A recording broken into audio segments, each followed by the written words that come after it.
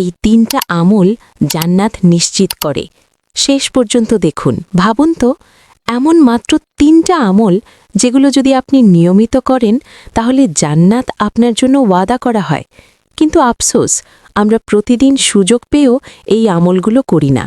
শেষ আমলটা জানলে চোখে পানি এসে যাবে, তাই ভিডিওটা শেষ পর্যন্ত দেখবেন। এই হুক মানুষকে আটকে রাখে। আমল ১, ৫ ওয়াক্ত নামাজ সময়মতো আদায় করা। প্রথম আমল, ৫ ওয়াক্ত নামাজ সময়মতো আদায় করা। রাসূল সাল্লাল্লাহু আলাইহি ওয়াসাল্লাম বলেছেন, যে ব্যক্তি নামাজ কায়েম করে আল্লাহ তার জন্য জান্নাত ওয়াজিব করে দেন। নামাজ শুধু ফরজ না, এটা আমাদের জীবন ঠিক করে দেয়। ফজরটা ঠিক হলে সারা দিন ঠিক হয়ে যায়।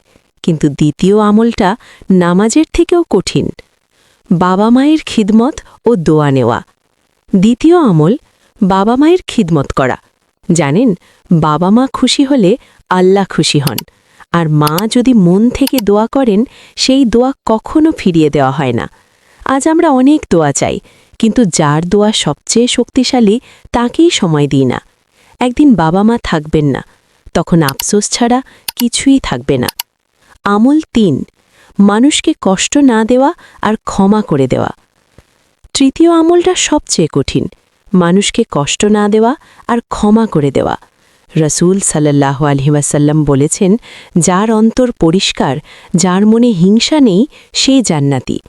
আপনি যদি কাউকে ক্ষমা করেন, আল্লাহ আপনার জন্য জান্নাতের দরজা খুলে দেন। যাকে ক্ষমা করতে সবচেয়ে কষ্ট লাগে তাকেই ক্ষমা করলে সবচেয়ে বড় সওয়াব।